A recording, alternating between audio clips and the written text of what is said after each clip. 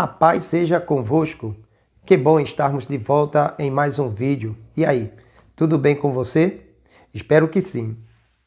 Para quem não me conhece, eu quero me apresentar. Eu me chamo Gilvanildo da Paz e você está no canal da Paz. Você está no quadro A Bíblia Responde. No vídeo de hoje trataremos da veracidade da palavra de Deus, que é a Bíblia Sagrada, e que Deus é o Deus verdadeiro.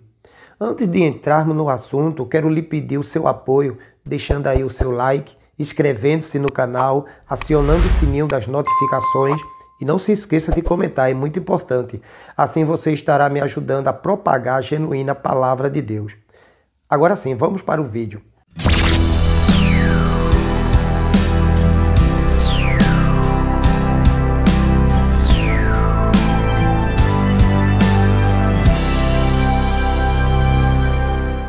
Enéas Ferreira Carneiro, é o Dr. Enéas, né? Conhecido como, no refrão que ele falava, meu nome é Enéas.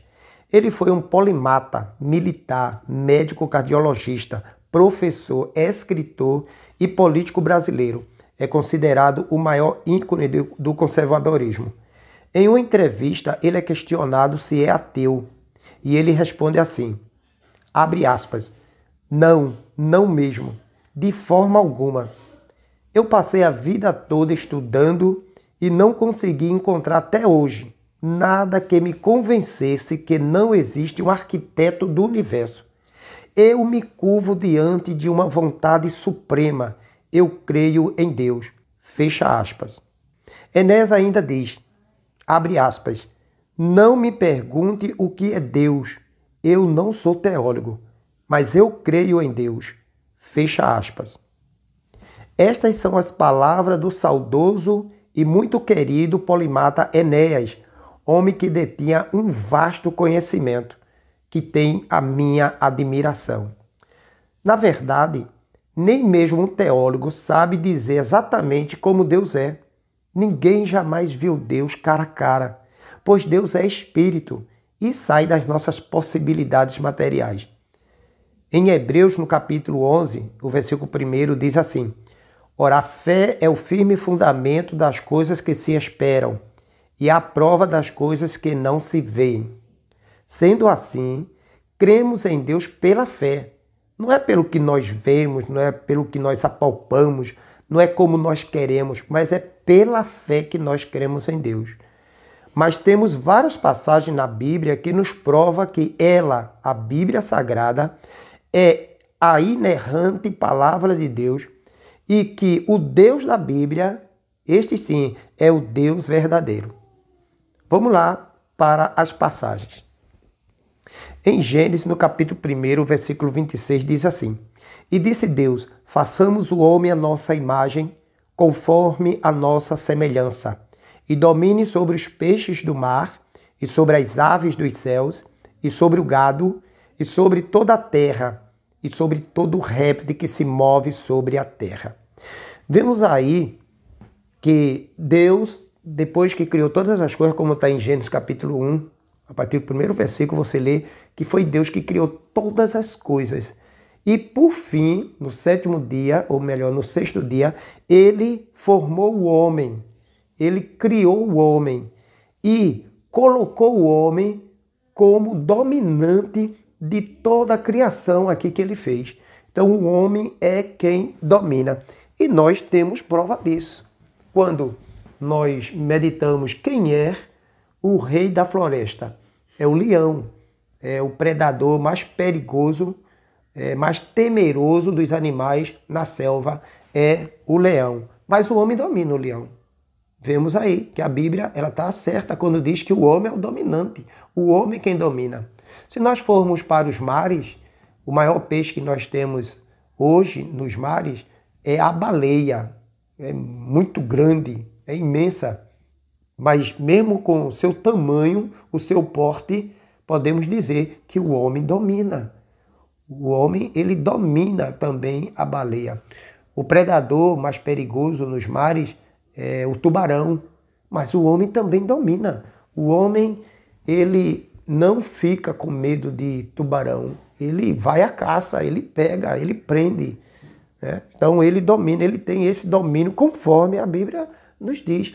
E não só na selva, não só nos mares, mas em todo o âmbito aqui da terra, da criação de Deus, o homem é o dominante, exatamente como a Bíblia nos diz isso. Há mais de 3.000 anos está escrito e essa verdade perdura até hoje. E não vai mudar, porque a Bíblia é inerrante. Em Gênesis, já noutra passagem, outra prova que a Bíblia é inerrante, ela fala a verdade, ela não erra, ela não se contradiz. Em Gênesis, no capítulo 2, o versículo 7, lemos assim: E formou o Senhor Deus o homem do pó da terra, e soprou em seus narizes o fôlego da vida, e o homem foi feito alma vivente. Vemos aí que nessa narrativa diz que o homem foi formado do pó. Tanto é que nós sabemos cientificamente que o corpo humano ele é composto de 70% de água. A água que é daqui da terra, né? E o resto são outros materiais, que é tudo concernente à terra, conforme a Bíblia nos diz aqui. Já em Gênesis, no capítulo 3, completando esse versículo aí de Gênesis 2 e 7, em Gênesis capítulo 3, versículo 19, isso depois que o homem pecou, depois que o homem desobedeceu uma orientação de Deus, Deus o castigou com esse versículo aqui, capítulo 3 e o versículo 19, dizendo: No suor do teu rosto comerás o teu pão, até que te tornes a terra, porque dela foste tomado, porquanto és pó, e em pó te tornarás. É realmente o que acontece. O homem, quando morre, depois de um mês, um ano e 2 anos, a partir de 2 anos, aí você só vai encontrar pó. Eu convido qualquer um, se você nunca fez isso, eu já fiz, já presenciei várias vezes, de ir no cemitério, de ver pessoas que há 2 anos, 3 anos tinham morrido e foram lá para cremar, né? Tirar os ossos. E quando tira aquele caixão que abre, o coveiro tira ali a roupa, tira os ossos, e o que nós vemos é exatamente pó. É um pó que fica exatamente como a Bíblia relata aí, Deus falando através de Gênesis capítulo 3, versículo 19, que o homem tornará a terra ao pó, tornará de onde ele veio, ao pó. Então a Bíblia realmente é inerrante, ela não erra, ela é verdadeira, o que ela diz é a verdade. Já em Gênesis, vamos para outra passagem, Gênesis capítulo 8, versículo 21 e 22. Vamos ler esses 2 versículos. O primeiro, 21. Isso narra da história de Noé, né? O tempo de Noé. Então vamos lá. Gênesis capítulo 8, versículo 21.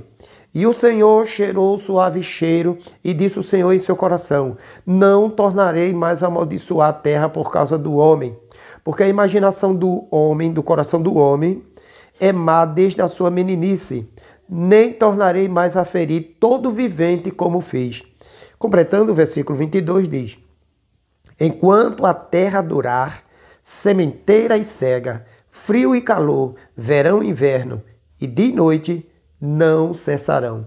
Vemos aí nessa passagem de Noé, quando nesta época, há mais de 3.000 anos atrás, que Deus destruiu, por causa do pecado do homem, destruiu toda aquela humanidade com o dilúvio.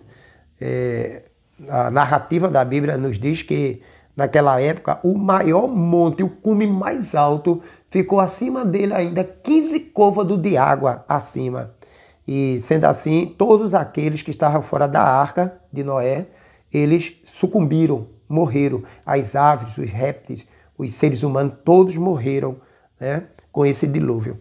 E depois de 1 ano, Noé, quando a arca repousou e ele saiu, em agradecimento a Deus pelo grande livramento que Deus deu a ele e a sua família, ele ofertou um holocausto, fez um sacrifício a Deus. E em Gênesis 8, 21, nos relata que Deus cheirou o suave cheiro do sacrifício. Ele se agradou do sacrifício de Noé, que Noé deu a ele em agradecimento. E ele fez essa promessa: não tornarei mais a amaldiçoar a terra por causa do homem, né? Porque a imaginação do coração do homem é má desde a sua meninice. Então, sendo assim, eu prometo, aqui está na Bíblia, eu prometo, Deus dizendo, eu prometo. Em Gênesis 8, 22 ele diz, enquanto a terra durar, sementeira e cega, frio e calor, verão e inverno, dia e noite, não cessarão. Então, exatamente o que a Bíblia está dizendo aqui, né? Houve esse dilúvio e mais nunca se houve um dilúvio como esse. Mais nunca. A terra, desde do dilúvio, né? Do final do dilúvio até agora, é a mesma. Sempre está acontecendo isso. É sementeira, a cega, você planta, você colhe, você tem frio, tempo de inverno, tempo de verão, né? Você tem frio, tem calor, você tem o dia, tem a noite. Tudo funciona perfeitamente, exatamente como a Bíblia nos diz. Se a Bíblia não fosse a verdade, alguma coisa ia acontecer. Mas não, está tudo funcionando. Por mais que os cientistas dizem que vai acabar, que vai destruir, que tal ano isso aqui vai... Não, até agora não acabou. Até agora tudo funciona do jeito que Deus fez, do jeito que sempre foi. Funciona a terra do jeito que está aqui. Deus prometeu, disse, não vai parar de funcionar. Vemos aí um caso recente no Japão, do tsunami, que arrastou ali várias cidades ali no Japão e circunvizinhanças, matou várias pessoas, mas nem chegou aos pés desse dilúvio aí que destruiu toda a humanidade. Então, mais uma parte da Bíblia, mais um versículo aí, comprovando que a Bíblia é inerrante, o que ela fala acontece, né? E não é só isso, tem N passagens na Bíblia que nos dá essa certeza. E estas palavras nos impulsiona a nós irmos a Deus e sim, através da nossa crença nessa palavra, Ele nos coloca esta fé que está escrita em Hebreus capítulo 11, o versículo 1. Essas são apenas algumas passagens bíblicas que provam a veracidade da Bíblia Sagrada e de que Deus, o nosso Deus, Ele existe. E sendo assim, meu amigo que está me ouvindo, eu te proponho que procure andar conforme esta palavra, já que ela é verdadeira, porque você dará conta a Deus de tudo que você faz aqui na terra. E esta palavra, ela não pede para você fazer mais do que isto, amar, fazer o bem. O próprio Jesus, em todo o Novo Testamento, ele nos ensina a gente amar, perdoar, abraçar, ajudar, a ter união. É isso. É o que a Bíblia nos ensina. Esta palavra não é palavra de maldição, é palavra de salvação. É para nós fazermos as coisas boas. Sabemos que aqui na terra o homem domina, porque Deus colocou assim. Mas sabemos também, conforme a Bíblia, que o dominador dos dominadores é Deus. Ele está acima de todos. Então devemos obedecê-lo, né? Para não sermos castigados por ele. É apenas isso que a Bíblia nos ensina e não custa a nós estarmos obedecendo essa palavra. Então, esse vídeo termina aqui com essas meditações, com esta verdade, né? Que a Bíblia é inerrante, a palavra de Deus, e que Deus realmente existe. Finalizo aqui, continuando pedindo que você não se esqueça de dar aí o seu like, inscreva-se no canal, acionando aí o sininho das notificações e não se esqueça, viu, de comentar. Comente que você estará nos ajudando a propagar a palavra de Deus. Que Deus abençoe a todos em nome de Jesus.